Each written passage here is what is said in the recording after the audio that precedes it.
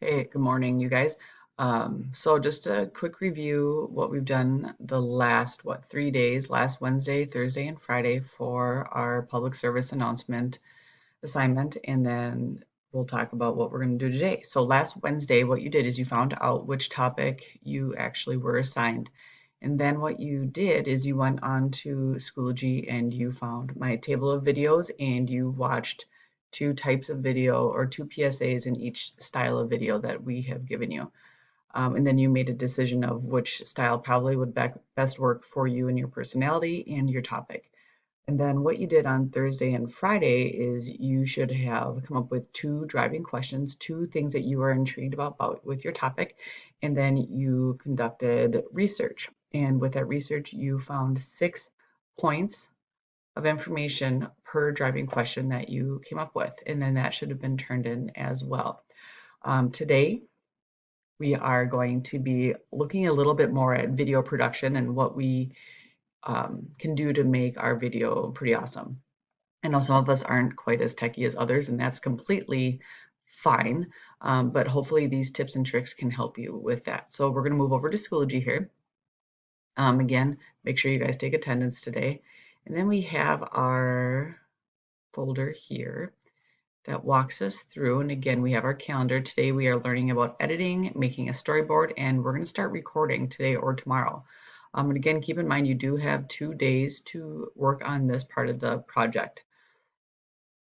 All right, so here's all the previous information.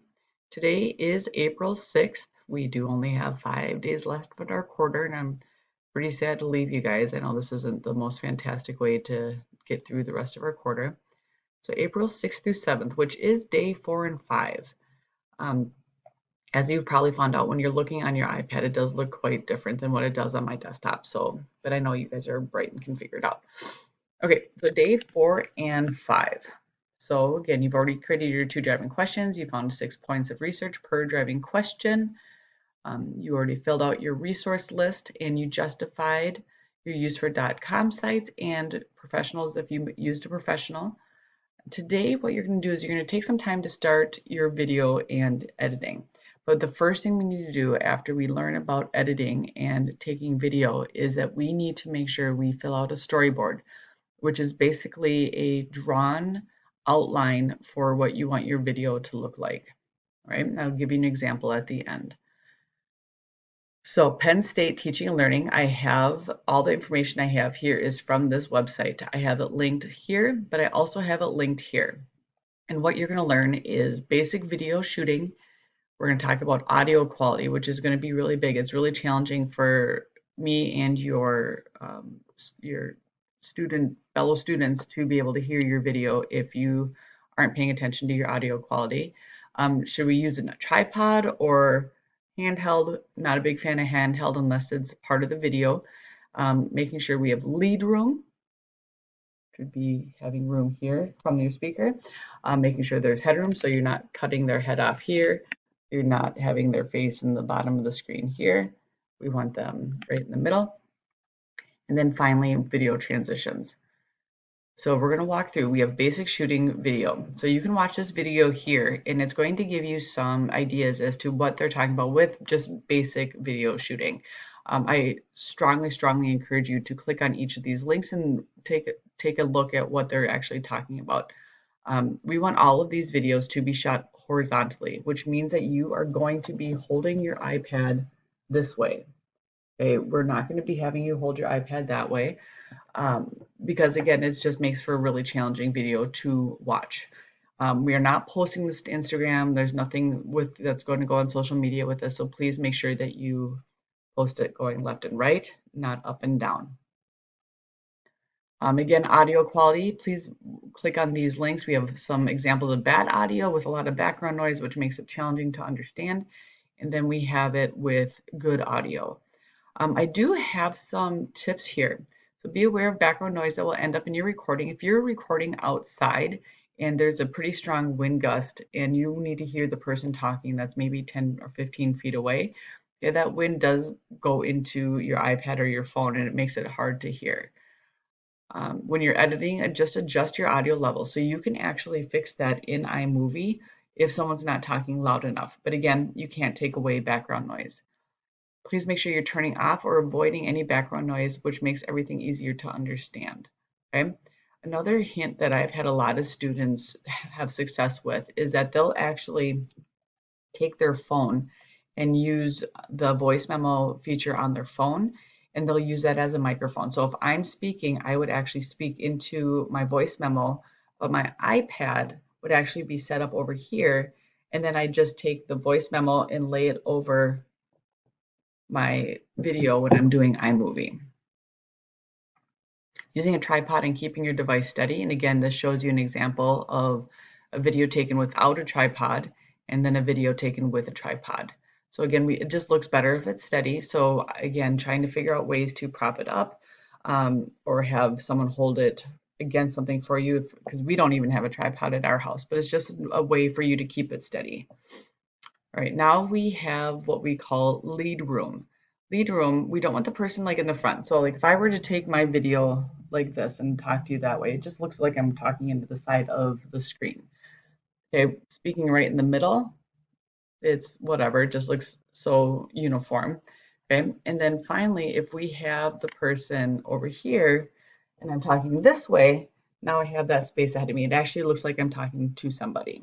All right. So that would be what lead room is, just something for you to be aware of. Then we have headroom. And again, we don't want the person really far down. Like I've been in a lot of online meetings where a lot of the teachers are way down here, and I think just looks weird. But we also don't want the top of our head cut off. Okay. So we want to be just right. We want it to look probably at least armpits and up. When we're talking about video transitions, this is a part in iMovie that you can find. We don't need anything fancy. We don't want anything too extravagant because sometimes it just takes away from the quality of the video. So we do have links here about nice transitions and not so nice transitions. So please make sure you take a look at those links as well. So in general, please just keep it simple. Remember to stay focused on your message and don't get distracted. Your narration, like what you're actually saying, is the most important part that we want you to do with this. Don't take on more than you handle. Again, this is due Thursday evening, okay, and your classmates are going to be actually watching your videos on Friday. We need to make sure that you guys have this done and efficiently in the next 4 days. Plan your shots and manage your time. So again, completing the storyboard does help you plan your shots, okay, which ultimately will help you manage your time. So please, please, please make sure that you're looking at what the storyboard is. And some students just find it helpful to write a script entirely. That is not the expectation, but I know it helps organize a lot of brains. So here's the storyboard. So when you're looking at the worksheet, you need to have at least 5 slides used, but no more than 9.